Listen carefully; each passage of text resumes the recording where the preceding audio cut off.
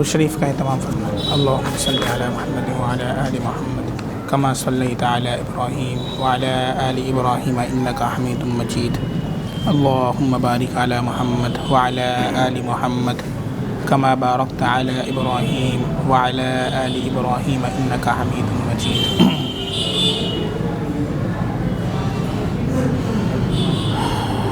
اعوذ باللہ من الشیطان الرجیم، بسم اللہ الرحمن الرحیم۔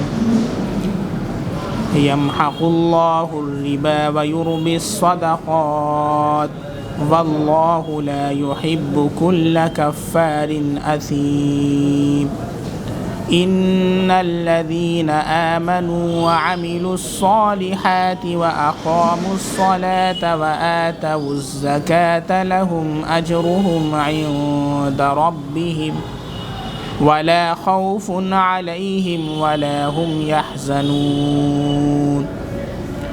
يا أيها الذين آمنوا اتقوا الله وذروا ما بقي من الربا إن كنتم مؤمنين فإن لم تفعلوا فأذنوا بحرب من الله ورسوله وإن تبتم فلكم رؤوس أموالكم لا تظلمون ولا تظلمون وإن كان ذو عسرة فنظرة إلى ميسرة وأن تصدقوا خير لكم إن كنتم تعلمون واتقوا يوما ترجعون فيه إلى الله ثم توفى كل نفس ما كسبت وهم لا يظلمون۔ صدق اللہ العظیم۔ شروع اللہ کے نام سے جو بے حد مہربان نہایت رحم کرنے والا ہے۔ اللہ تعالیٰ سود کو مٹاتے ہیں اور صدقات کو بڑھاتے ہیں، اور اللہ تعالیٰ پسند نہیں کرتے کسی کفر کرنے والے کو اور کسی گناہ کا کام کرنے والے کو۔ بے شک جو لوگ ایمان لائے اور انہوں نے نیک کام کیے اور بالخصوص نماز کی پابندی کی اور زکوٰۃ دی، ان کے لیے ان کا ثواب ہوگا ان کے پروردگار کے نزدیک، اور آخرت میں ان پر کوئی خطرہ نہیں ہوگا اور نہ وہ مغموم ہوں گے۔ اے ایمان والو، اللہ سے ڈرو اور جو کچھ سود کا بقایا ہے اس کو چھوڑ دو۔ اگر تم ایمان والے ہو، پھر اگر تم اس پر عمل نہ کرو گے تو اشتہار سن لو جنگ کا اللہ کی طرف سے اور اس کے رسول کی طرف سے، یعنی تم پر جہاد ہوگا، اور اگر تم توبہ کر لوگے تو تم کو تمہارے اصل اموال مل جائیں گے، نہ تم کسی پر ظلم کرنے والے، نہ تم کسی پر ظلم کرنے پاؤ گے اور نہ تم پر کوئی ظلم کرنے پائے گا۔ اور اگر تنگ دست ہو قرض خواہ تو مہلت دینے کا حکم ہے آسودگی تک، اور یہ بات کہ معاف ہی کر دو، اور زیادہ بہتر ہے تمہارے لیے اگر تم کو اس کے ثواب کی خبر ہو۔ اور اس دن سے ڈرو جس میں تم اللہ تعالیٰ کی پیشی میں لائے جاؤ گے، پھر ہر شخص کو اس کا کیا ہوا بدلہ پورا پورا ملے گا اور ان پر کسی قسم کا ظلم نہ ہوگا۔ یہ اذان کتنے بجے ہیں؟ 7:15۔ سورۃ البقرہ کا 37واں رکوع چل رہا ہے، اس کے بعد 3 رکوع اور باقی ہیں، سورہ بقرہ مکمل ہو جائے گی انشاءاللہ۔ یہ سورۃ البقرہ کا 38واں رکوع ہے۔ 37ویں رکوع کی ایک آیت جو گزشتہ ہفتے یہاں رہ گئی تھی، اس کی تفسیر کل پھول شاہ کی مسجد میں ہوئی، اس کا خلاصہ عرض ہے اللہ تعالیٰ ارشاد فرماتے ہیں کہ صدقات اصل میں جو حق ہے وہ ان فقیروں کا ہے جنہوں نے اپنے آپ کو اللہ کے راستے میں روک رکھا ہے، یعنی وہ علم دین کے اندر مصروف ہیں اور انہیں تجارت کرنے کی فرصت نہیں ہے۔ لا یستطیعون ضربا فی الارض، وہ زمین میں چلنے پھرنے کا عادتاً امکان نہیں رکھتے ہیں۔ اور ان کی علامت کیا ہے؟ یحسبہم الجاہل اغنیاء من التعفف، ناواقف ان کو مالدار سمجھتا ہے ان کے سوال سے بچنے کی وجہ سے، چونکہ وہ سوال نہیں کرتے تو جو ان کے حال کو نہیں جانتا وہ سمجھتا ہے کہ بڑے مالدار ہیں، نہ اچھا کپڑا پہنے ہوئے ہیں ماشاءاللہ، تو یہ مالدار ہیں، جبکہ حقیقت یہ ہوتی ہے کہ وہ اپنا سوال سوائے اللہ کے کسی سے نہیں کرتا۔ یہ در حقیقت صدقات کے مستحق، ایسے لوگوں کو تلاش کر کے ان کو دینے کا حکم۔ جب اسلامی حکومت ہوا کرتی تھی تو باقاعدہ رجسٹر پر نام درج ہوتا تھا، کون صاحب نصاب ہے اور کون غیر صاحب نصاب ہے۔ جو صاحب نصاب ہے یعنی جس کے اوپر زکوٰۃ فرض ہے تو اس سے زکوٰۃ کو وصولنے کے لیے عاملین کو بھیجا جاتا تھا، وہ جاتے تھے، حکومت کا کارندہ جاتا تھا اور وہ ان سے زکوٰۃ وصول کر کے لے کر کے آتا تھا۔ اور جو صاحب نصاب نہیں ہوا کرتے تھے، جو اس لائق نہیں ہوتے تھے کہ وہ زکوٰۃ نکال سکیں بلکہ وہ زکوٰۃ لینے کے مستحق ہوتے تھے، تو ان کے گھر پہنچایا جاتا تھا، نہ یہ کہ وہ خود مانگنے کے لیے آویں۔ اسی طرح کا ایک واقعہ ہے، ایک مرتبہ حضرت عائشہ رضی اللہ تعالی عنہا نے اپنے بھانجے حضرت زبیر ابن العوام رضی اللہ عنہ، غالباً یا دوسرے صحابی ہیں، ان کو بھیجا پیسہ دے کر کے، درہم کی تھیلی دے کر کے کہ فلاں صاحب کے پاس جاؤ اور جا کر کے ان کو یہ دے دینا، اور ہاتھ میں نہ دینا بلکہ رکھ کر کے چلے آنا، رکھ کر چلے آنا، اور سلام بھی عرض نہ کرنا، یہ بھی نہ بتانا کہ ہم نے بھیجا ہے، سلام نہ عرض کرنا۔ وہ گئے، دے کر کے آ گئے، لیکن بعد میں پوچھا کہ یہ مسئلہ سمجھ میں نہیں آیا کہ ایک تو آپ نے کہا سلام نہ کرنا، دوسرے یہ کہ ہاتھ میں نہ دینا۔ کہا کہ سلام کرتے تو پھر ان کے دل کے اندر یہ بات آتی کہ بھائی میں محتاج ہوں اور میرے پاس فلاں نے بھیجا ہے، تو ایک طریقے سے ان کے دل کے اندر اپنے کمتر ہونے کا احساس پیدا ہوتا، اور دوسرے ہاتھ میں اس لیے منع کیا کہ اگر ہاتھ میں تم دیتے تو ان کا ہاتھ نیچے ہوتا اور تمہارا ہاتھ اوپر ہوتا، اور ان کو اپنے دل کے اندر یہ شائبہ ہوتا کہ کب تک میں اس طریقے سے لیتا رہوں گا، اور ان کے دل کے اندر کچھ نہ کچھ کراہت پیدا ہوتی۔ اس وجہ سے اس سے بچنے کے لیے کہا کہ ان کے ہاتھ میں نہ دینا بلکہ رکھ کر کے چلے آئیں۔ تو ایسے لوگوں کو اپنے اموال پہنچاؤ، صدقات پہنچاؤ کہ جو اللہ کے راستے میں دین کے کاموں میں منہمک ہیں، اور وہ تجارت کرنے کی اور بزنس کرنے کی اور دنیا میں چلنے پھرنے کی ان کے پاس ہمت اور طاقت نہیں ہے، اتنا انہوں نے اپنے آپ کو مصروف کر رکھا ہے۔ تو ایسے لوگوں کا جو نفقہ ہے اور ایسے لوگوں کا خرچہ یہ امت مسلمہ کے اوپر ضروری ہے۔ کیوں؟ اگر امت مسلمہ ان کا نفقہ برداشت نہیں کرے گی تو دین کے سارے کام ٹھپ پڑ جائیں گے، مسجد میں کوئی امام نہ ملے گا، کوئی حافظہ کروانے کے لیے تیار نہیں ہوگا، کوئی مدرسے میں پڑھانے کے لیے تیار نہیں ہوگا، سارے کے سارے دکان کھول کر کے بیٹھ جائیں گے، اور اللہ کا جو دین ہے وہ دنیا سے نیست و نابود ہو جائے گا۔ اس وجہ سے ایک تقریر کے اندر حکیم الامت حضرت مولانا اشرف علی تھانوی رحمۃ اللہ علیہ نے فرمایا تھا کہ اے دنیا داروں اور مالداروں، تم ہمیں اپنے مال نہ دو، تم اپنے مال جو پہنچاتے ہو اور یہ سوچتے ہو کہ ہم نے بڑا احسان کیا، تم ہمیں اپنے مال مت پہنچاؤ۔ ہم بھی جتنے ہمارے علماء حفاظ ہیں وہ سارے کے سارے دکان کھول کر کے بیٹھ جائیں گے، کیونکہ ان کو بھی اپنا گھر چلانا ہے، ان کی بھی بیوی ان کے بچے ہیں، وہ سارے کے سارے بیٹھ جائیں گے۔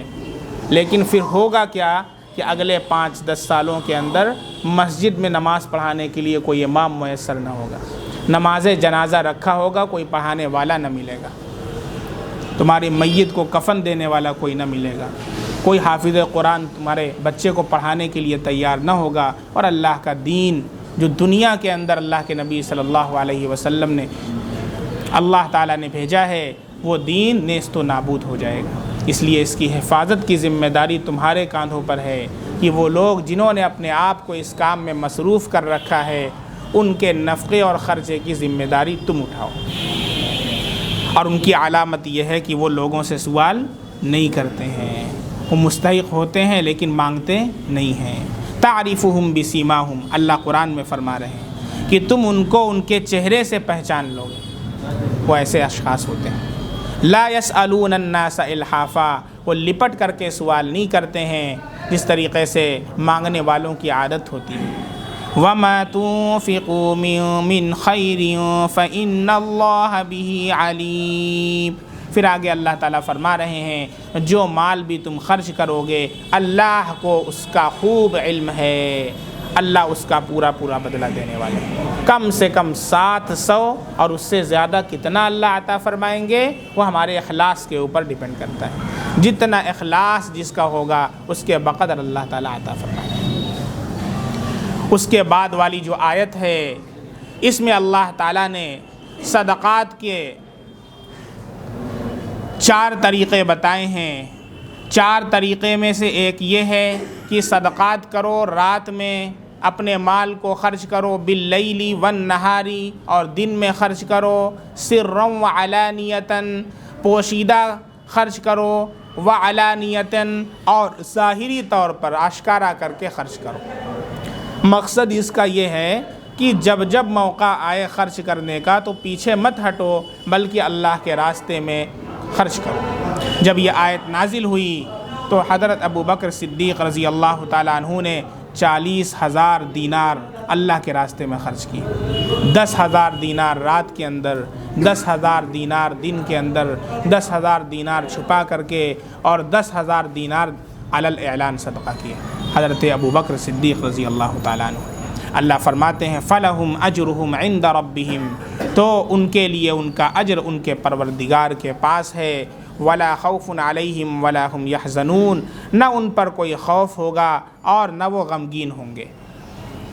اس کے بعد سے اللہ تعالیٰ سود کی حرمت کو بیان فرما رہے ہیں۔ جیسا کہ آپ حضرات کے علم میں ہے کہ سود اسلام کے اندر حرام ہے، جس کو عربی میں ربا بولتے ہیں، اور پوری دنیا کے اندر سودی نظام چلتا ہے، پوری دنیا سود کے اوپر قائم ہے، اور اسلام سود کا مخالف ہے، سود کو منع کرتا ہے، انٹرسٹ کو منع کرتا ہے۔ سود کو اللہ نے حرام قرار دیا ہے اور تجارت کو حلال قرار دیا ہے۔ تجارت ایسی چیز ہے کہ جس کے اندر اللہ برکت عطا فرماتے ہیں، اور سود ایسی چیز ہے جس کو اللہ مٹا کر کے ختم کر دیتے ہیں۔ یمحق اللہ الربا ویربی الصدقات، سود جو لوگ کھاتے ہیں اللہ تعالیٰ ان کی ایک وعید بیان فرماتے ہیں کہ لا یقومون، وہ کل قیامت کے دن کھڑے نہیں ہوں گے مگر اس شخص کی طرح جس کو شیطان نے لگ کر کے پاگل بنا دیا۔ جیسے کسی کو جنات یا آسیبی اثرات ہوتے ہیں تو وہ اپنے سر کو پٹکتا ہے، اپنے بالوں کو بکھیرتا ہے، ادھر کا ادھر ہوتا ہے، اسی طریقے سے وہ شخص کل قیامت کے دن کھڑا ہوگا جو دنیا کے اندر سودی مال کھاتا ہے، سود کی رقم سے کھاتا ہے۔ اللہ ارشاد فرماتے ہیں یتخبطہ الشیطان من المس، کیوں؟ ذالک بأنہم قالوا انما البیع مثل الربا، یہ اس وجہ سے ہوگا کہ ان لوگوں نے کہا کہ بیع تو ربا کی طرح ہے، یعنی جو لوگ سود کھاتے ہیں ان سے آپ سوال کریں تو وہ کیا کہتے ہیں کہ ہمارے نزدیک کوئی فرق نہیں ہے تجارت کے اندر اور سود کے اندر۔ وہ کیا کہتے ہیں؟ جیسے بیع ہے، خرید و فروخت ہے، ایسے ہی سود ہے۔ خرید و فروخت کا مقصد بھی کیا ہے؟ نفع ہو، اور سود لیتے ہیں تو اس کے اندر بھی نفع ہوتا ہے۔ تو وہ کیا کہتے ہیں کہ ربا جو سود ہے جسے اللہ نے حرام قرار دیا ہے وہ کس کی طرح ہے؟ وہ بیع اور سود میں کوئی فرق نہیں ہے۔ اگر کوئی شخص اس طرح کا جملہ کہتا ہے تو اسلام سے خارج ہو جائے گا، کفریہ جملہ ہے یہ۔ اللہ نے اسے حرام قرار دیا ہے، اب کوئی اگر کہتا ہے کہ وہ حلال ہے تو وہ اللہ کے قول کا انکار کرتا ہے، قرآن کی آیت کا انکار کرتا ہے۔ اللہ کہہ رہا ہے قرآن کے اندر احل اللہ البیع وحرم الربا، اللہ نے بیع کو حلال قرار دیا ہے اور ربا کو حرام قرار دیا ہے، اور مسلمان کہتا ہے کہ ربا بھی جائز ہے اور ہم لوگ اسی طریقے سے کھاتے پیتے ہیں، اسلام سے خارج ہو جائے گا، تجدید ایمان کرنا ہوگا۔ یہ قول ہے، زبان سے اگر کہہ دیا، اور اگر زبان سے نہیں کہتا ہے بلکہ عمل اس کا یہ ہے کہ وہ کھاتا پیتا ہے، زبان سے وہ اور دل سے اس کو حرام ہی سمجھتا ہے، لیکن سود کھاتا ہے، سودی کاروبار کرتا ہے، سودی معاملات کرتا ہے، تو ایسا شخص کیا ہے؟ ایسے شخص جو ہے وہ فاسق ہوگا۔ کیا ہوگا؟ فاسق، کافر تو نہیں ہوگا بلکہ فاسق ہو جائے گا۔ احل اللہ البیع وحرم الربا، اللہ فرماتے ہیں اللہ نے بیع کو حلال قرار دیا ہے اور سود کو حرام قرار دیا ہے۔ فَمَن جَاءَهُ مَوْعِظَةٌ مِّن رَّبِّهِ فَانتَهَىٰ فَلَهُ مَا سَلَفَ، جب اہل عرب کے اندر سود کا عام رواج تھا اس وقت اللہ تعالیٰ نے یہ آیت نازل فرمائی، تو خود اللہ کے نبی صلی اللہ علیہ وسلم کے چچا حضرت عباس رضی اللہ عنہ بھی بڑے پیمانے پر سودی پیسے دیا کرتے تھے اور ادھر سے سود کے اوپر اس کو واپس لیا کرتے تھے، چونکہ یہ جائز تھا، ایسا کوئی حکم اسلام کے اندر اس کی ممانعت کا نہیں آیا تھا۔ بڑے بڑے صحابہ کرتے تھے، حضرت عباس رضی اللہ تعالیٰ عنہ بھی کیا کرتے تھے۔ تو اب اللہ تعالیٰ فرماتے ہیں کہ جب یہ حرام ہو چکا، اللہ کی نصیحت آ چکی، اللہ کا حکم آ چکا، فمن جاءہ موعظۃ من ربی، اس کے بعد دیکھنا ہے کہ کون اس سے رک جاتا ہے اور کون پھر بھی اسے کرتا ہے۔ اب راستہ الگ ہو جائے گا، اللہ والوں کا راستہ الگ ہو جائے گا اور اللہ کی بات نہ ماننے والوں کا راستہ الگ ہو جائے گا۔ اللہ فرماتے ہیں جس شخص کے پاس اس کے پروردگار کی طرف سے نصیحت پہنچی، فانتہا، اور وہ باز آ گیا۔ بہت سے ایسے لوگ ہیں جو گناہ کے کام کرتے ہیں لیکن ان کو معلوم نہیں کہ یہ کام ناجائز ہے، اسلام کے اندر یہ کام حرام ہے، لیکن جب انہیں بتایا جاتا ہے، جب علم ہوتا ہے کہ یہ اسلام کے اندر ناجائز ہے، تو فوراً اس سے رک جاتے ہیں، توبہ کر لیتے ہیں، اللہ سے سچی پکی توبہ کر لیتے ہیں۔ اللہ کیا فرماتے ہیں؟ میں نے معاف کر دیا، اور اب سے جو عہد ہوا ہے اس کے اوپر قائم رہنا۔ لہذا اس موقع پر بھی اللہ نے یہی فرمایا، فَلَهُ مَا سَلَفَ، اگر کسی شخص نے توبہ کر لیا سچے دل سے اور سودی کاروبار سے، سودی معاملات سے بچ گیا، فَانْتَهَا فَلَهُ مَا سَلَفَ، تو اللہ تعالیٰ فرماتے ہیں جو کچھ پہلے لینا ہو چکا وہ اسی کا رہا۔ جیسے اب تو بچ گئے، لیکن پہلے کے جو معاملات ہم نے سود لیا ہے دوسروں سے، سمجھ میں آ رہا ہے، یا ہم نے دیا ہے تو اس کا کیا ہوگا؟ اللہ تعالیٰ نے فرمایا کہ جو اس وقت جب آیت نازل ہوئی کہ اب اس کے پہلے کے جو معاملات تھے وہ ختم، اب سے سود لینا دینا حرام ہو گیا، اب سے نہ سود دینا جائز ہے اور نہ سود لینا جائز ہے۔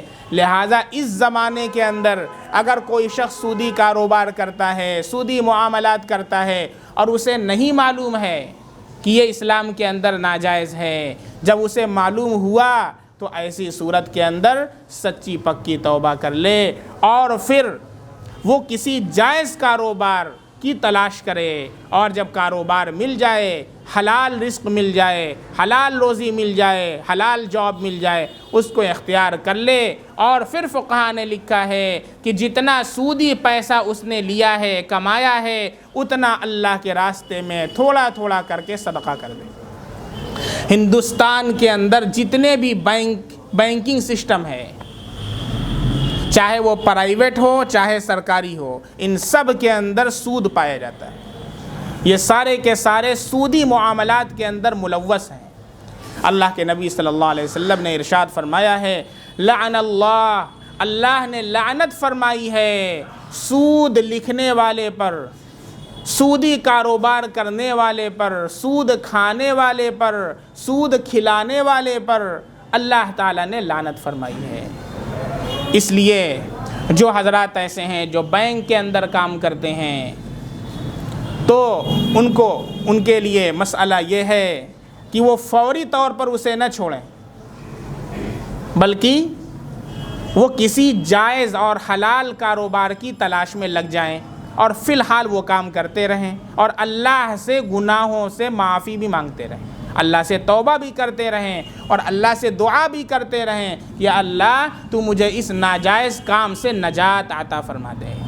اور جو ہی حلال رزق مل جائے، حلال کاروبار مل جائے، فوراً وہ کام چھوڑ کر کے حلال کاروبار اختیار کر لیں اور پھر ایک اندازہ لگائیں کہ کتنا پیسہ ہم نے سود کا لیا ہوگا، اور وہ اندازہ لگا کر کے تھوڑا تھوڑا کر کے اللہ کے راستے میں صدقہ کر دیں، یہ اس کا علاج ہے۔ کیونکہ جو سود کی جو وعید آئی ہے بہت سخت آئی ہے۔ قرآن کی جو آیت وہ آپ کے سامنے آ چکی، حدیث مبارکہ بھی آپ کے سامنے پڑھی جا چکی۔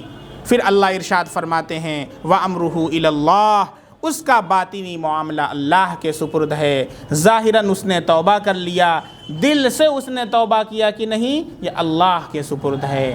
ہم دل دیکھنے نہیں جاتے، ہم ظاہر کے اوپر فتویٰ دیتے ہیں۔ کوئی انسان دل کے اعتبار سے کیسا ہے ہمیں اس کا مکلف نہیں بنایا گیا، اللہ کا معاملہ دل سے اس کے ساتھ ہے۔ ومن عاد، اب اللہ فرماتے ہیں کہ اگر کسی نے توبہ کیا کہ اب سودی کام نہیں کرے گا، لیکن پھر وہ کام کرنے لگا، پھر سود کھانے لگا، پھر سودی کاروبار کرنے لگا، ومن عاد فاولئک اصحاب النار، تو ایسے لوگ جہنم والے ہیں، وہ جہنم کے اندر جائیں گے، ہم فیہا خالدون، وہ اس میں ہمیشہ ہمیشہ رہیں گے۔ اس کے آگے اللہ ارشاد فرماتے ہیں یمحق اللہ الربا ویربی الصدقات، اللہ ربا کو مٹاتے ہیں اور صدقات کو بڑھاتے ہیں۔ دیکھیں بظاہر کیا لگتا ہے، ہماری آنکھیں تو یہ دیکھ رہی ہیں کہ 1000 پر ہم نے 100 روپیہ سود لیا تو کتنا ہو گیا، 1100۔ دیکھنے میں یہ نظر آ رہا ہے کہ یہ بڑھ رہا ہے، پیسہ بڑھتا ہوا نظر آ رہا، اور صدقات کے اندر 100 روپیہ ہم نے اللہ کے راستے میں صدقہ کیا تو 100 روپیہ گھٹ گیا، 1000 کا 900 ہو گیا۔ تو ظاہری آنکھ تو یہ دیکھ رہی کہ سود میں 100 روپیہ بڑھ رہا ہے اور صدقات میں گھٹ رہا ہے، لیکن اللہ تعالیٰ ارشاد فرما رہے ہیں اللہ سود کو مٹا دیتے ہیں اور صدقات کو بڑھاتے ہیں، برکت عطا فرماتے ہیں۔ اچھا، اس کے اندر آپ دیکھیں اللہ رب العزت نے 2 چیزوں کو یہاں پر ایک دوسرے کے سامنے رکھا ہے، ٹھیک ہے، ایک ربا اور ایک صدقات۔ ربا بولتے ہیں سود کو، صدقات آپ جانتے ہیں جو اللہ کے راستے میں مال نکالا جاتا ہے۔ ان دونوں کو جو اللہ نے سامنے رکھا ہے، اس میں کنٹراڈکشن پایا جاتا ہے، تضاد پایا جاتا ہے، یہ دونوں ایک دوسرے کے مقابل ہیں۔ سود کو اللہ مٹا دیتا ہے اور صدقات کو اللہ تعالیٰ بڑھا دیتے ہیں۔ اب یہ جو تضاد پایا جاتا ہے یہ حقیقت کے اندر بھی تضاد ہے، رزلٹ یعنی نتیجے کے اندر بھی تضاد ہے۔ اسی طریقے سے جو لوگ یہ کام کرنے والے ہیں ان کی سوچ اور تھوٹ اور فکر کے اندر بھی تضاد ہے، ہر اعتبار سے تضاد ہے۔ بہت اہم نکتہ ہے، آپ ذرا سا غور فرمائیں۔ اللہ فرماتا ہے کہ اللہ سود کو مٹاتا ہے، صدقات کو بڑھاتا ہے۔ اب دیکھیں حقیقت میں تضاد کیسے ہے، ربا اور صدقہ دونوں اپوزٹ ہیں ایک دوسرے کے حقیقت کے اندر۔ انفیکٹ کیسے؟ جو سود ہوتا ہے یا جو صدقہ ہوتا ہے وہ بغیر کسی معاوضے کے اپنا مال خرچ کیا جاتا ہے۔ جو انسان اللہ کے راستے میں صدقہ نکالتا ہے تو کیا سامنے والے سے کوئی بدلہ لیتا ہے؟ نہیں لیتا ہے، بلا معاوضہ اپنا مال خرچ کرتا ہے، یہ صدقے کی حقیقت ہے۔ اور سود میں کیا ہوتا ہے؟ سود اس کا اپوزٹ ہے، بغیر کسی معاوضے کے وہ مال ادھر سے لیتا ہے۔ صدقے میں کیا ہوتا ہے؟ بغیر کسی معاوضے کے اپنا مال انسان خرچ کرتا ہے، دیتا ہے۔ سود میں کیا ہوتا ہے؟ بغیر کسی معاوضے کے دوسرے کا مال ناحق ہڑپ کر لیتا ہے، اس کی عدم رضامندی، وہ دل سے نہیں چاہتا لیکن پھر بھی جبراً اس کو لیتا، مجبور ہے وہ دینے پر۔ یہ حقیقت کے اندر تضاد ہوا، بات سمجھ میں آ رہی ہے؟ اور اسی طریقے سے دونوں کے نیت کے اندر بھی تضاد ہے۔ جو لوگ سودی کام کرتے ہیں ان کی نیتوں کو آپ دیکھیں، اور جو صدقات و خیرات کرتے ہیں ان کی نیتوں کو دیکھیں۔ جو سودی کام کرتے ہیں ان کی نیت کیا ہوتی ہے؟ ان کی نیت یہ ہوتی ہے کہ بس دوسروں کا مال ہم ہڑپیں، اس کے اوپر اتنا زیادہ لے لیں، اتنا نفع کما لیں، اتنا دنیا میں جو ہے ہمارا پیسہ بڑھ جائے، بس ان کی نیت نفع کمانا، اپنے مال کو بڑھانا، بس یہ نیت ہوتی ہے، چاہے دوسروں کا خون ہی چوس لیں۔ اور جو صدقات کرتے ہیں، اللہ کے راستے میں خیرات کرتے ہیں، ان کی نیت ہمدردی، لوگوں کے دکھ درد کے اندر شرکت، اپنے مال کو خرچ کر کے دوسروں کے دکھ اور درد کا مداوع کرنا ہوتا ہے۔ نتیجہ یہ جو ہوا، یہ نیتوں کے اندر بھی دیکھیے ڈیفرنس ہے، اسی طریقے سے رزلٹ اور نتیجے کے اندر بھی ڈیفرنس ہوتا ہے۔ کیا؟ اللہ خود فرما رہا ہے کہ جو سود ہوتا ہے اللہ اسے مٹا دیتا ہے، اس کو نیست و نابود کر دیتے ہیں، وہ ختم ہو جاتا ہے، اس کے اندر کوئی برکت نہیں ہوتی ہے۔ اور جو صدقات ہوتے ہیں اللہ رب العزت انہیں بڑھا دیتے ہیں۔ یہ تو آخرت کے اندر تو بالکل یقینی ہے، دنیا کے اندر بھی یقینی ہے۔ بہت سے ایسے اگزامپلس ہیں، آپ دیکھیں گے جو لوگ سٹہ بازی کا کام کرتے ہیں، سود کے اوپر پیسے دیا کرتے ہیں، اس طریقے کے لوگ پتہ چلتا ہے کہ کل بادشاہ تھے آج فقیر ہو گئے، سارا کا سارا سٹہ میں چلا گیا، اور آج قلاش دیوالیہ بن کر کے دوسروں کے سامنے بھیک مانگ رہے ہیں۔ اللہ فرماتا یمحق اللہ الربا، اللہ سود کو مٹا دیتا ہے۔ اور جو صدقات کرتے ہیں کبھی ایسا نہیں ہوگا کہ اللہ رب العزت ان کو فقیر بنا دے اور وہ دوسرے کے در پر مارے پھریں۔ اللہ ان کے مال کے اندر برکت عطا فرماتا ہے، اور ایسی برکت ہوتی ہے کہ تھوڑا سا مال بہت سے لوگوں کو کافی ہو جاتا ہے۔ اور اصل حقیقت یہ ہے، جب آپ غور کریں گے کہ مقصد کیا ہوتا ہے، کوئی اگر انسان یہ سوال کرے کہ ہم تو یہ دیکھتے ہیں کہ جو لوگ سودی کام کرتے ہیں، جو لوگ پیسہ لیتے ہیں، وہ لوگ تو بڑے عیش و آرام سے دنیا کے اندر زندگی گزار رہے ہیں، بڑی بڑی گاڑیاں ہیں، اونچے محلات ہیں، اور وہ اے سی کے اندر رہتے ہیں، اے سی میں سفر کرتے ہیں، اور جو صدقات کرتے ہیں وہ لوگ، ان کی حالت ایسی نہیں ہے۔ انگلش کا ایک کوٹیشن ہے، انگلش میں ایک پروورب ہے، all that glitters is not gold۔ اس کو اردو میں ایک شاعر نے کہا ہے، نہ جا ظاہر پرستی پر اگر کچھ عقل و دانش ہے، نہ جا ظاہر پرستی پر اگر کچھ عقل و دانش ہے، چمکتا جو نظر آتا ہے سب سونا نہیں ہوتا۔ آپ کو معلوم ہے اس وقت امریکہ کا سروے ہے، 75% وہاں کے لوگ ایسے ہیں جو بغیر نیند کی گولی کھائے سوتے نہیں ہیں۔ یہ وہ لوگ ہیں جو سارے کے سارے سودی کاروبار کرتے ہیں، اب بڑے پیمانے پر کرتے ہیں، 75%۔ آج کی رپورٹ آپ سرچ کر لیں، گوگل بھی آپ کے پاس ہے، اور اس میں بھی بہت سے ایسے لوگ ہیں کہ نیند کی گولی بھی کھاتے ہیں پھر بھی نیند نہیں آتی ہے۔ تو اطمینان، چین، سکون نام اس کا نہیں ہے جسے تم اپنی ظاہری آنکھ سے دیکھ رہے ہو۔ ایسے پیسہ لے کر کے کیا کرو گے جب تمہیں سکون ہی حاصل نہیں ہے؟ نیند کی گولی کھا رہے ہو پھر بھی تمہیں نیند نہیں آ رہی ہے۔ در حقیقت اللہ نے سکون، اطمینان اور چین جو رکھا ہے وہ اپنے ذکر کے اندر، اپنی یاد کے اندر رکھا ہے۔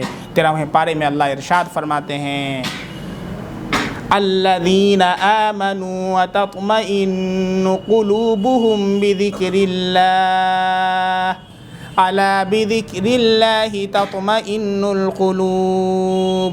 جو ایمان والے ہیں ان کے دل اللہ کے ذکر سے اطمینان پا جاتے ہیں۔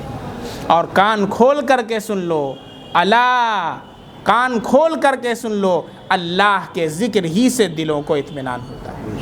یہ جو دنیا کی چکا چوند اور چاندنی جو تمہارے سامنے نظر آ رہی ہے، یہ چین اور سکون دینے والی نہیں ہے۔ اس سے انسان کی کلفت اور بے چینی اور بڑھ جاتی ہے۔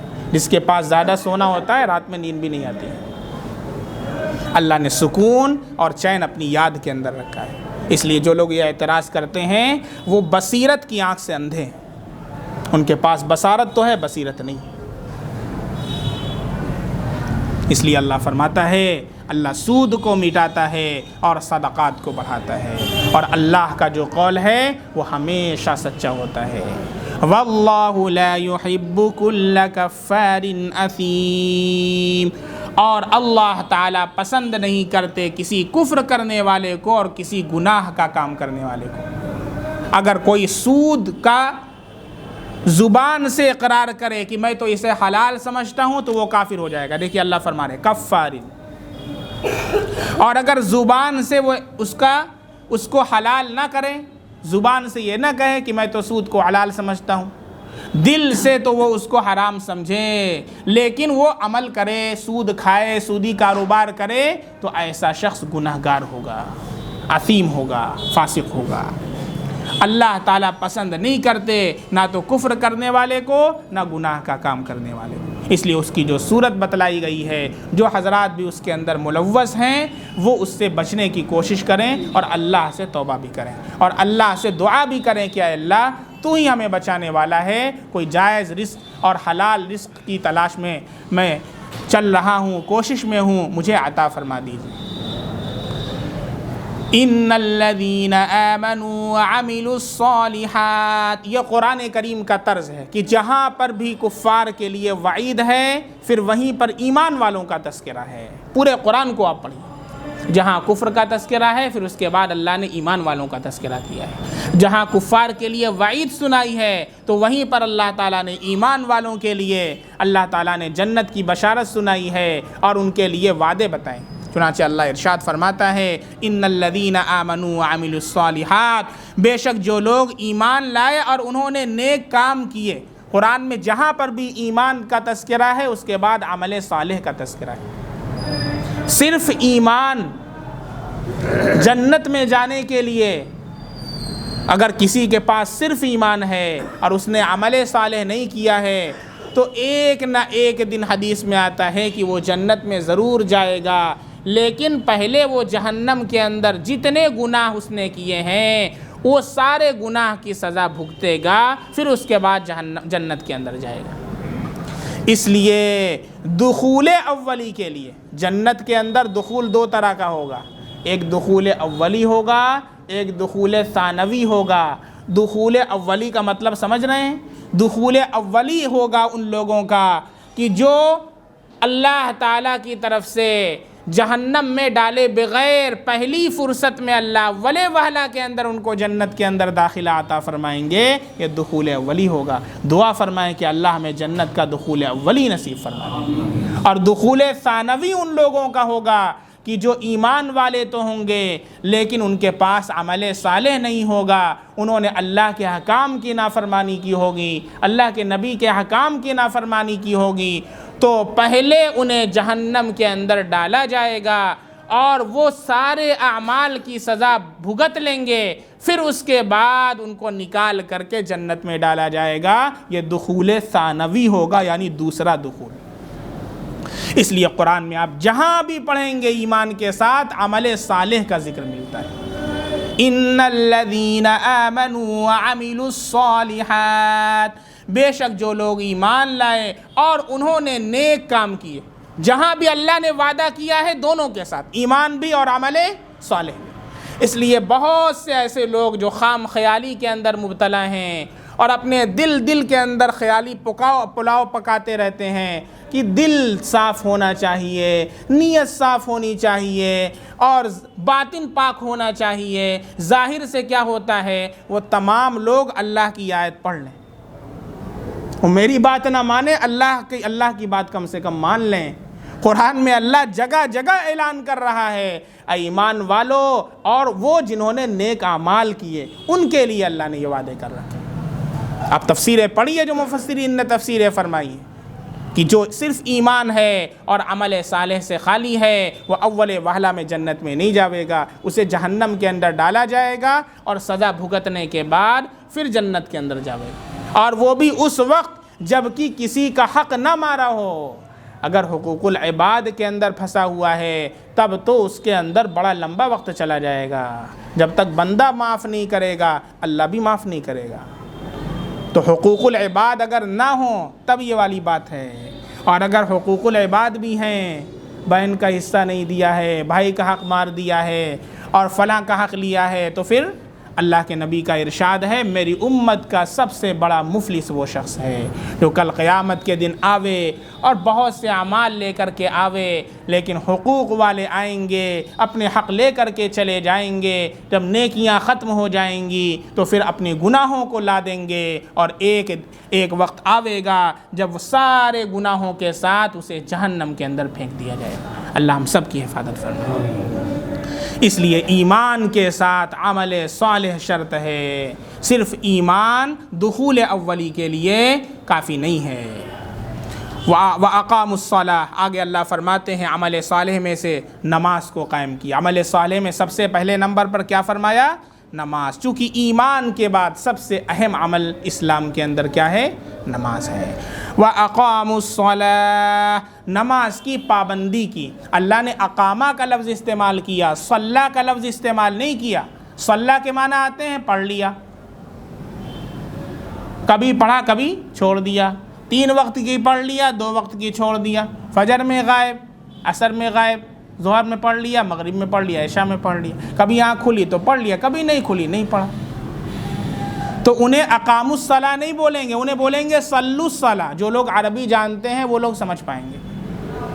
اقامہ کا لفظ عربی میں آتا ہے جو نماز کی پابندی کرنے والا ہو، نماز کی پابندی کرنے والا ہو، 5 وقت کی نماز پابندی کے ساتھ پڑھنے والا ہو۔ اللہ کیا فرما رہے ہیں؟ اقاموا الصلاۃ، نماز کی پابندی کی، وآتوا الزکاۃ، اور زکوٰۃ ادا کی، سالانہ زکوٰۃ اپنی نکالی، حساب لگا کر کے زکوٰۃ نکالی ہے۔ لہم اجرہم عند ربہم، یہاں پر دیکھیے 2 عبادتوں کا اللہ نے تذکرہ کیا، ایک نماز کا تذکرہ کیا اور ایک زکوٰۃ کا تذکرہ کیا۔ کیوں؟ اور تو بہت ساری عبادات ہیں، روزہ بھی ہے، حج بھی ہے، بہت سی عبادات رہ گئیں، تو اللہ رب العزت نے صرف 2 عبادتوں کا تذکرہ کیا ہے۔ نمبر 1 نماز کا، نماز بدنی عبادت ہے۔ نماز کون سی عبادت ہے؟ بدنی عبادت ہے، اور زکوٰۃ مالی عبادت ہے۔ زکوٰۃ کون سی عبادت ہے؟ مالی عبادت ہے۔ اللہ نے دونوں عبادتوں کا ذکر کر دیا، بدنی عبادت کا بھی اور مالی عبادت کا بھی، لہذا نماز کے اندر جتنی بدنی عبادتیں ہیں وہ سب آ گئیں، اور زکوٰۃ کے اندر جتنی مالی عبادتیں ہیں وہ سب آ گئیں۔ یہ ہے قرآن کا اختصار اور جامعیت و مانعیت۔ بات سمجھ میں آ رہی ہے؟ وَأَقَامُوا الصَّلَاةَ وَآتَوُا الزَّكَاةَ، نماز کی پابندی کی اور زکوٰۃ دی، لہم اجرہم عند ربہم، ان کے لیے ان کا ثواب ہوگا ان کے پروردگار کے نزدیک۔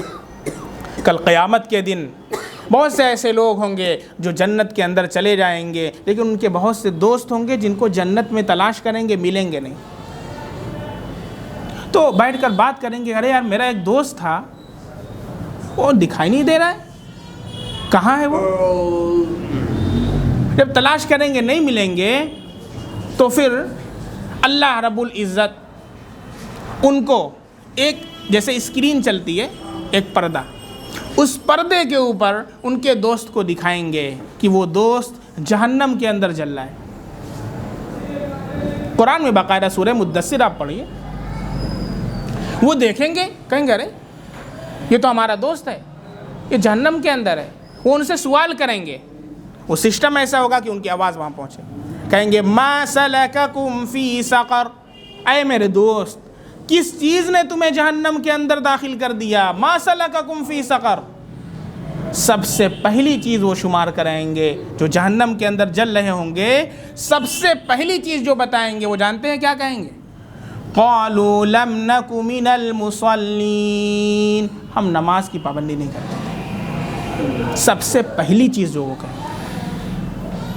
اور پھر اللہ نے پوری آیت آپ پڑھیے قرآن کو، دیکھیں کہ اللہ نے کیا کیا چیزیں بیان کی۔ اس لیے نماز کی پابندی کی فکر کریں، خاص طور سے ٹھنڈی کے اندر بہت ہم لوگوں سے غفلت ہو جاتی ہے، بعض مرتبہ غفلت ہو جاتی ہے، تو اس کے لیے پہلے سے ہم کوشش کریں، الارم لگا کر کے سویا کریں، کہیں ایسی بات نہ ہو کہ غفلت کی وجہ سے ہماری نماز قضا ہو جائے۔ اگر ہم نے اہتمام نہ کیا اور الارم نہ لگایا پہلے سے اٹھنے کا اور نیند میں سوتے رہے اور نماز چھوٹ گئی تو یہ جان بوجھ کر نماز چھوڑنے میں شمار ہوگا۔ اچھی طرح سے سمجھ لیں مسلم، جو لوگ سو جائیں اور الارم بھی نہ لگائیں، اٹھنے کا اہتمام بھی نہ کریں، نہ کوئی ایسی الارم لگائیں، نہ کسی کو کہیں کہ مجھے اٹھا دیجئے گا، بلکہ اسی طرح سو جائیں بے فکر ہو کر کے اور صبح اٹھ جائیں کہ نیند نہیں کھلی، تو یہ نیند نہیں کھلی اس کے اندر آپ کا دخل ہے۔ آپ نے کیوں اہتمام نہیں کیا؟ ابھی 4 بجے کی ٹرین ہوتی ہے آپ کی، اور اب تو ورنہ 7 بجے ہو گئی ہے، پہلے 4 بجے جاتی تھی، اور جو لوگ بھی لکھنؤ جاب کرتے تھے کیا وہ 3 بجے نہیں اٹھتے تھے؟ کیسے اٹھتے تھے؟ الارم لگا کر کے سویا کرتے تھے۔ تو یہ دنیا کی جاب ہے، یہ اللہ کی جاب ہے۔ دنیا کی جاب کی اتنی فکر ہے، اللہ کی جاب کی کوئی فکر نہیں ہے، اس کے لیے کوئی الارم نہیں ہے، کوئی گھنٹی اس کے لیے نہیں۔ اس لیے جو لوگ بھی فجر کی نماز کے اندر غفلت کا شکار ہیں، الارم بھی نہیں لگاتے، اٹھنے کا اہتمام بھی نہیں کرتے، اور ان کے پاس ایک عذر ہے کہ نیند نہیں کھلتی ہے، یہ عذر اللہ کے پاس چلنے والا نہیں ہے، اس کو اچھی طرح سمجھ لیجیے۔ اس لیے اٹھنے کا اہتمام کریں، فکر کریں، الارم لگائیں۔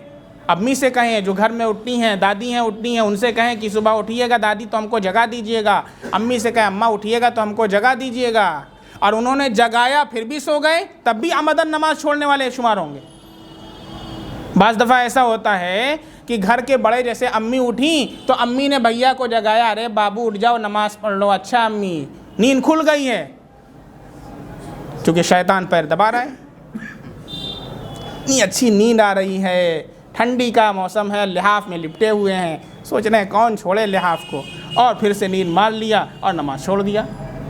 تو جان بوجھ کر کے چھوڑنا ہوا۔ جب آپ کو اٹھا دیا گیا ہے، نیند آپ کی کھل چکی ہے، اللہ کا منادی آواز لگا رہا ہے الصلاۃ خیر من النوم، نماز نیند سے بہتر ہے، نماز نیند سے بہتر ہے، پھر بھی تم سو رہے ہو، تو اب تو یہ عمدن چھوڑنا ہوا۔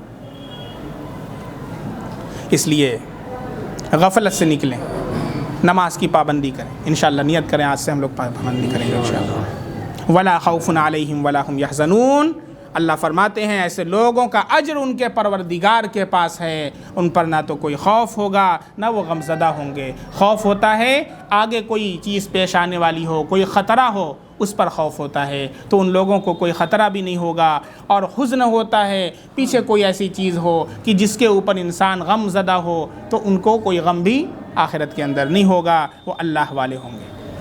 یا ایہا الذین آمنوا اتقوا اللہ وذروا ما بقی من الربا ان کنتم مؤمنین، اے ایمان والو اللہ سے ڈرو اور جو کچھ سود کا بقایا ہے اس کو چھوڑ دو۔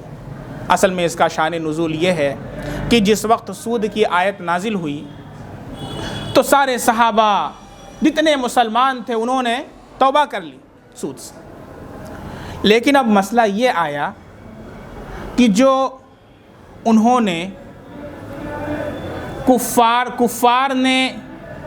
کے پاس جو پیسے رکھے تھے انہوں نے تو سود لیا تھا، اور کفار نے بھی ان کو قرض دیا تھا، کفار کے بھی تو ان کے پاس قرض تھے، تو اب انہوں نے توبہ کر لیا کہ ہم سود نہ تو دیں گے نہ لیں گے، لیکن انہوں نے تو توبہ نہیں کیا تھا، تو وہ آئے اپنا سود وصولنے کے لیے کہ ہم کو اپنا پیسہ دیجیے، ہم کو سود دیجیے۔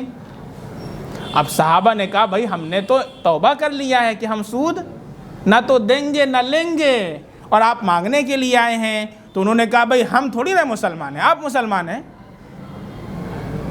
بات سمجھ میں آ رہی ہے؟ چنانچہ یہی واقعہ پیش آیا۔ دو قبیلہ تھا مکہ کے اندر، ایک تھا بنو مخزوم اور ایک تھا بنو ثقیف۔ یہ بنو ثقیف طائف کا ایک قبیلہ ہے، اور ایک بنو مخزوم، یہ دو قبیلے تھے۔ تو اس میں سے جو بنو مخزوم تھے وہ مسلمان ہو گئے، بنو مخزوم کا جو قبیلہ تھا وہ مسلمان ہو گیا، لیکن بنو ثقیف کا جو قبیلہ تھا وہ اس وقت مسلمان ابھی نہیں ہوا تھا۔ ہاں ان کا مسلمانوں کے ساتھ معاہدہ تھا، مسلمانوں کے ساتھ ان کا کانٹریکٹ سائن تھا، لیکن مسلمان نہیں ہوئے تھے۔ اب ایسے میں سود کی حرمت نازل ہو گئی، تو جو قبیلہ بنو مخزوم والے تھے ان کے معاملات تھے قبیلہ بنو ثقیف والوں کے ساتھ، اور قبیلہ بنو ثقیف والوں کے معاملات تھے قبیلہ بنو مخزوم والوں کے ساتھ۔ تو انہوں نے جو ان کو قرض دے رکھا تھا سود کے اوپر، اب وہ آئے اپنا تقاضا کرنے کے لیے، تو انہوں نے کہا کہ بھائی ہم نے تو اللہ سے توبہ کر لی ہے، ہم تو سود نہ دیں گے نہ لیں گے، اللہ سے ہم نے توبہ کر لی ہے، اب ہم نے جو اسلام قبول کرنے کے بعد جو حلال مال کما لیا ہے ہم اس کو سودی مال کے طور پر نہیں دیں گے۔ اب بات جب آگے بڑھی، وہ لوگ تقاضا کر رہے ہیں اور یہ لوگ دینے کے لیے تیار نہیں ہیں۔ اب جب بات آگے بڑھی تو اس وقت مکہ کے اندر اللہ کے نبی صلی اللہ علیہ وسلم کی طرف سے جو امیر تھے وہ حضرت معاذ رضی اللہ تعالیٰ عنہ، اور بعض مفسرین نے لکھا ہے کہ وہ حضرت عتاب ابن اسید رضی اللہ تعالیٰ عنہ تھے۔ ان کے پاس مقدمہ آیا کہ بھائی دو قبیلوں کے اندر ایسی ایسی بات ہو گئی، اب کیا کیا جائے۔ یہ اللہ کے نبی صلی اللہ علیہ وسلم کے پاس انہوں نے یہ قضیہ لے کر کے بھیجا اور کہا کہ اللہ کے نبی اب آپ فیصلہ فرمائیں، مکہ کے دو قبیلوں کے اندر یہ حالات پیدا ہو گئے ہیں کہ ایک قبیلہ مسلمان ہو چکا ہے اور وہ سود دینے پر راضی نہیں ہے، اور جو قبیلہ ابھی مسلمان نہیں ہوا ہے مسلمانوں سے ان کے معاہدات ہیں وہ اپنا سود لینا چاہتا ہے، ایسے میں ہم کیا کریں۔ اللہ نے یہ آیت نازل فرمائی ہے۔ بات سمجھ میں آ رہی ہے؟ اللہ نے کون سی آیت نازل فرمائی؟ جو ابھی آپ کے سامنے پڑھی ہے، پھر سے سنیے۔ یا ایھا الذین آمنوا اتقوا اللہ وَذَرُوا مَا بَقِيَ مِنَ الرِّبَا إِن كُنتُم مُّؤْمِنِينَ۔ کتنا اچھا لگتا ہوگا بتائیے جب صحابہ کرام تھے اور کچھ حالات تھے، اللہ قرآن کی آیت نازل فرماتے تھے اور صحابہ حرف بحرف قرآن کی آیت پر عمل کرتے تھے۔ حضرت عمر فاروق رضی اللہ عنہ فرماتے ہیں میں نے 12 سال کے اندر سورہ بقرہ سیکھی ہے، 12 سال کے اندر۔ آج ہم بیٹھتے ہیں 20 منٹ میں سورہ بقرہ صاف پڑھتے نہیں ہیں، صاف کرتے ہیں۔ بھیا صاف مت کیجئے، پڑھیے۔ یعلمون تعلمون یعلمون تعلمون ایسی تراویح پڑھتے ہیں اس میں بھی کوئی ثواب نہیں ملتا، نہ قرآن پڑھتے ہیں تو ثواب ملتا ہے۔ اسی لیے حدیث میں آتا ہے کہ بعض قرآن پڑھنے والے ایسے ہیں کہ قرآن خود ان کو لعنت کرتا ہے۔ قرآن پڑھنے والے بعض ایسے ہیں کہ قرآن ان کو لعنت کرتا ہے۔ کیسے لعنت کرتا ہے؟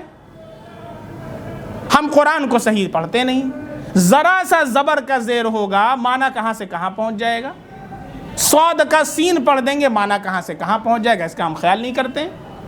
اس لیے میں کہتا ہوں کہ چاہے آپ ایک پارہ کے بجائے ایک پیج پڑھیے، ایک صفحہ، لیکن مخارج کی رعایت کرتے ہوئے ٹھہر ٹھہر کر کے پڑھیے، آہستہ آہستہ پڑھیے، حروف اور مخارج کی رعایت کرتے ہوئے پڑھیے، تاکہ ہم قرآن کی لعنت کے مستحق نہ بنیں۔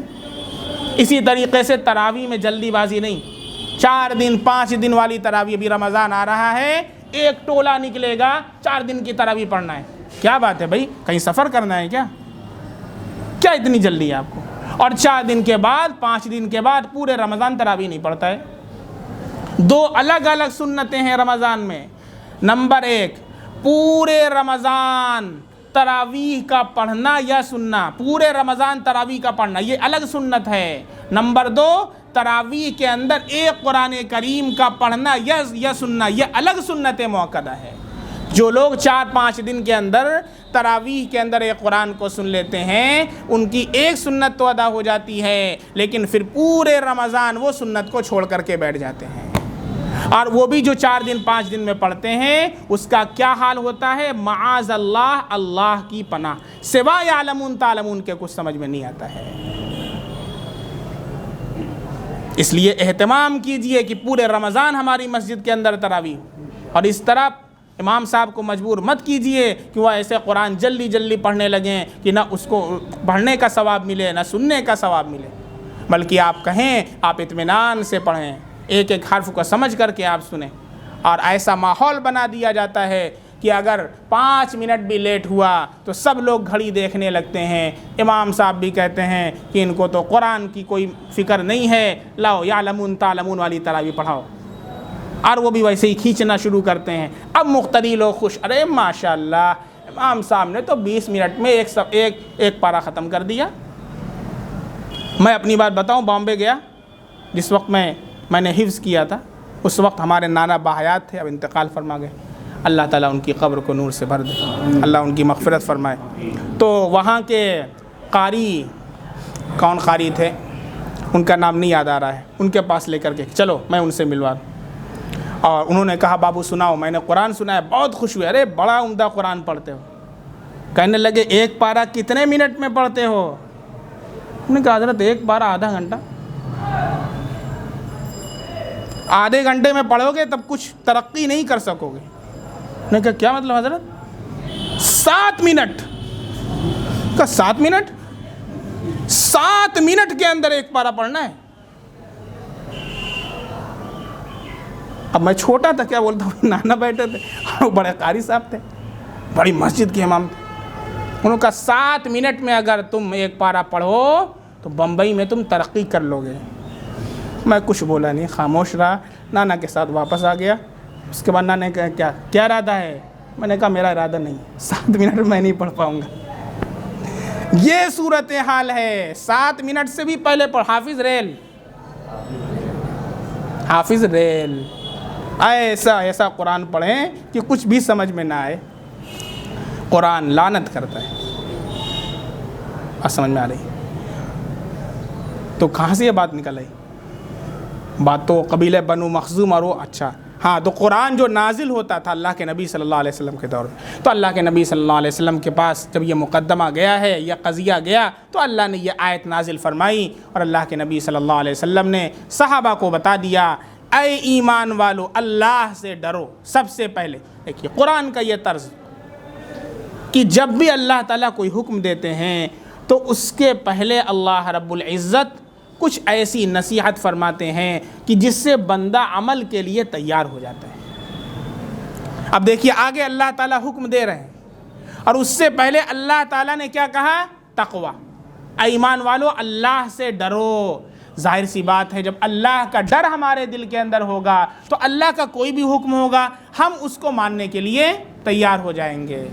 تب اللہ تعالیٰ نے اس کے بعد فرمایا کہ جو بھی سود کا پیسہ تمہارے پاس باقی ہے، یعنی تم نے لوگوں کو قرض دیا ہے تاکہ سود کے اوپر اس کو واپس لو، تو وہ سارے کے سارے سود کو چھوڑ دو۔ یہ اللہ تعالیٰ نے مسلمانوں کو حکم دیا۔ وَذَرُوا مَا بَقِيَ مِنَ الرِّبَا، چنانچہ حدیث کے اندر آتا ہے اللہ کے نبی صلی اللہ علیہ وسلم نے حجۃ الوداع کے موقع پر جو خطبہ دیا ہے، تقریباً 1,24,000 کم و بیش صحابہ کرام تھے، اللہ کے نبی صلی اللہ علیہ وسلم نے جو خطبہ دیا ہے اس خطبے کے اندر اللہ کے نبی نے ارشاد فرمایا، الا، غور سے سن لو، سارے لوگ سن لو غور سے، الا ان ربا موضوع، کہ جتنا بھی ربا ہے، جتنا بھی سود ہے، وہ سارا کا سارا موضوع عنکم، تم سے معاف کیا جاتا ہے۔ اللہ کے نبی نے اعلان فرمایا سارا کا سارا ربا تم سے معاف کیا جاتا ہے۔ وَلَكُمْ رُؤُوسُ أَمْوَالِكُمْ، ہاں جو اصل مال ہے وہ تم کو مل جائے گا۔ جیسے تم نے کسی کو 1,000 قرض دیا تھا اور یہ کہا تھا کہ 1 مہینے کے بعد اگر تم دو گے تو ہم 1,100 لیں گے، تو 100 روپیہ وہ معاف کر دیا گیا ہے، لیکن جو اصل مال 1000 ہے وہ 1000 تم کو مل جائے گا، وہ مل جائے گا۔ پھر آگے اللہ کے نبی نے فرمایا لا تظلمون ولا تظلمون، نہ تم کسی پر ظلم کرو نہ تمہارے اوپر ظلم کیا جائے گا۔ اللہ کے نبی کی اسپیچ ہے وہ۔ پھر آگے اللہ کے نبی صلی اللہ علیہ وسلم نے آگے بڑھ کر کے اعلان کیا، چونکہ اللہ کے نبی کے جو چچا تھے حضرت عباس رضی اللہ عنہ، بڑے پیمانے پر ان کا سودی کاروبار تھا، لاکھوں نہیں کروڑوں روپے ان کے لوگوں کے پاس سود کے اندر آتے تھے۔ اللہ کے نبی نے کھڑے ہو کر کے اعلان کیا کہ میں محمد اپنے چچا کا جتنا بھی سودی قرض ہے میں معاف کرتا ہوں۔ یہ ہوتی ہے مثال، قانون بنانے سے نہیں ہوتا ہے، قانون پر عمل کر کے دکھانے سے پبلک تیار ہوتی ہے اس پر عمل کرنے کے لیے۔ آج لوگ صرف قانون بنانا جانتے ہیں، قانون بنا کر کے لٹھ لگا دیا، اس طریقے سے نہیں ہوتا ہے۔ اللہ کے نبی صلی اللہ علیہ وسلم نے قانون کو نافذ کر کے دکھایا ہے اور عمل کر کے دکھایا ہے، سارے صحابہ نے اپنے قرضوں کو معاف کر دیا ہے۔ اللہ کے نبی صلی اللہ علیہ وسلم کی سیرت کو اگر آج دنیا اپنا لے تو آج دنیا کے اندر وہی امن اور شانتی اور چین و سکون پیدا ہو جائے جو اللہ کے نبی صلی اللہ علیہ وسلم کے دور میں تھا۔ اور سارے صحابہ ہی نہیں، کفار نے بھی جب یہ ماحول دیکھا، جو ابھی ایمان نہیں لائے تھے، کہ ارے ہمارے لاکھوں کے قرض صحابہ نے معاف کر دیے، تو انہوں نے بھی جن کو دیا تھا انہوں نے خود بخود اپنے قرض معاف کر دیے۔ یہ اخلاق ہے، یہ ہوتا ہے عملی اسلام۔ تقریر کے ذریعے ہم اسلام کو پہنچاتے ہیں، صحابہ کرام نے عملی اسلام کو پہنچایا تھا، پریکٹیکلی اسلام کو پہنچایا تھا۔ سارے کفار نے اپنے قرضوں کو معاف کر دیا۔ بھی قرآن کی آیت تو مسلمانوں کے لیے آئی تھی، کفار کے لیے تو نہیں آئی تھی، لیکن اللہ کے نبی صلی اللہ علیہ وسلم اور صحابہ نے جو عمل کر کے دکھایا، کفار نے خود بخود اپنے قرضوں کو معاف کر دیا۔ انہوں نے کہا کہ بھائی کس منہ سے ہم تم سے قرضہ لیں جب تم ہمارے قرض کو معاف کر رہے ہیں۔ اس طریقے سے ربا کا خاتمہ ہو گیا۔ آج بھی دنیا اگر ربا کا خاتمہ کر لے، اللہ کا جو دستور ہے وہ دائمی دستور ہے، اللہ کا جو نظام ہے وہ دائمی نظام ہے، چونکہ وہ کریٹر ہے، وہ خالق ہے، وہ مالک ہے۔ جس طریقے سے وہ دنیا کو چلاتا ہے اس کے اصول سے بھی وہ اتنا واقف ہے جہاں تک ہماری عقل کی رسائی نہیں ہے۔ اس لیے دنیا والوں، یہ میسج ہے تمہارے نام قرآن کا کہ آج بھی تم سود سے، سٹے بازی سے توبہ کر لو، اللہ کے پیغام کو تسلیم کر لو، سارے کے سارے فساد کا خاتمہ دنیا سے ہو جائے گا انشاءاللہ۔ اور جب تک یہ دنیا سودی نظام پر چلتی رہے گی، اس میں فساد، جھگڑا، لڑائی کے سوا اور کچھ نہ ملے گا۔ چنانچہ جتنے بھی لڑائی جھگڑے ہوئے ہیں، آپ تاریخ کو پڑھیے، ہسٹری کو اٹھا کر کے پڑھ لیجئے۔ اشتراکیت کی لڑائی، جو لوگ سوشلزم والے تھے، اشتراکیت والے تھے، تو دوسری طرف دوسرے لوگ والے تھے جو ملکیت والے تھے، دونوں کے کتنی لمبی لڑائی چلی، اور کہیں نہ کہیں ورلڈ وار فرسٹ میں اور ورلڈ وار سیکنڈ کے اندر بھی اس کے عناصر پائے جاتے ہیں۔ اس لیے نظام وہ نظام ہے جو اللہ کا بنایا ہوا ہے، وہ دنیا والوں کے لیے ایسا نظام ہے جس میں ہر انسان کے لیے خیر ہے اور ہر انسان کے لیے امن اور شانتی ہے۔ اللہ نے جب یہ آیت نازل فرمائی، سارے صحابہ نے اپنے قرضوں کو معاف کر دیا، خود اللہ کے نبی نے بڑھ کر کے اپنے چچا کا قرضہ معاف کر دیا، اور وہ مثال پیش کی کہ رہتی دنیا تک کے لیے یہ آب زر سے لکھے جانے کے قابل ہے۔ اللہ ارشاد فرماتا ہے، اے ایمان والو، اللہ سے ڈرو۔ پہلے اللہ کا ڈر پیدا کیا کہ دیکھو، اس کے بعد حکم دیا۔ ہمارے لیے سننا بہت آسان ہے، ابھی ہم سے کہہ دیا جائے 1000 اللہ کے راستے میں نکالنے کے لیے، پھر پتہ چلے گا۔ صحابہ نے کر کے دکھایا تھا۔ جن صحابہ کے اوپر یہ آیت نازل ہو رہی، ان کا کروڑوں روپیہ باقی ہے، اور ان سے کہا جا رہا ہے کہ چھوڑ دو۔ کتنا بڑا کام انہوں نے کیا، چھوڑ دیا انہوں نے اللہ کے ایک حکم کے اوپر۔ آج یہی صفت ہمارے اندر پیدا ہو جائے، اللہ کے ایک حکم کے اوپر ہم اپنا سر جھکا دیں۔ اسی کو اسلام کہتے ہیں اور اسی کو مسلمان کہتے ہیں۔ اسلام کی میننگ ہی یہی ہے، ٹو سرینڈر ٹو اللہ سبحانہ و تعالی، اپنے آپ کو سرینڈر کر دینا۔ دیر از نو وش، ہماری کوئی خواہش نہیں ہے، ہماری کوئی منشا نہیں ہے۔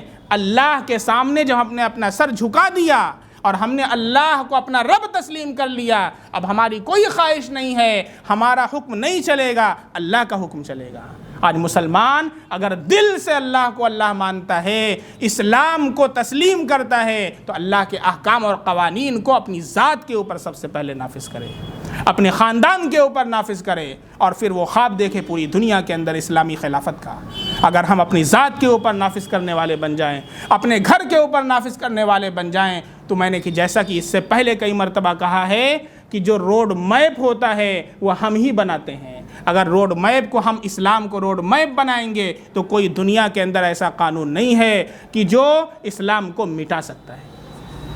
ہم خود اسلام کو مٹائیں گے تو اسلام مٹے گا، اگر ہم اسلام کو باقی رکھیں گے کوئی طاقت اسلام کو باقی مٹا نہیں سکتی۔ اس لیے اتنا تو ہم کر سکتے ہیں کہ اسلام کو اپنی ذات پر نافذ کر لیں، اتنا تو کر سکتے ہیں نا بھائی، اللہ کا یہ حکم ہے، اس حکم پر میں تو چل سکتا ہوں نا، تو کم سے کم میں تو چل لوں۔ اتنا تو کر سکتے ہیں نا بھائی کہ میں چل سکتا ہوں۔ نماز کا حکم ہے تو میں نماز پڑھ سکتا ہوں۔ اللہ نے کہا کہ سود چھوڑ دو تو میں سود سے بچ سکتا ہوں، اتنا تو کر سکتا ہوں۔ اتنا تو کر لو اللہ کے بندو، اسلام کو اپنی ذات کے اندر تو نافذ کر لو۔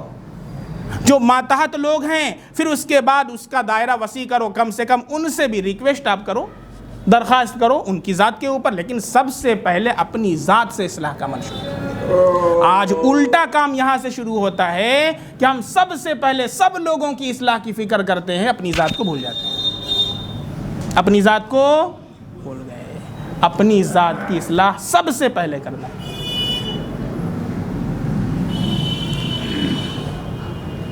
اور جو کچھ سود کا بقایا ہے اس کو چھوڑ دو اگر تم ایمان والے ہو۔ اللہ نے ارشاد فرمایا، چنانچہ سارے صحابہ نے اپنے سود کو معاف کر دیا۔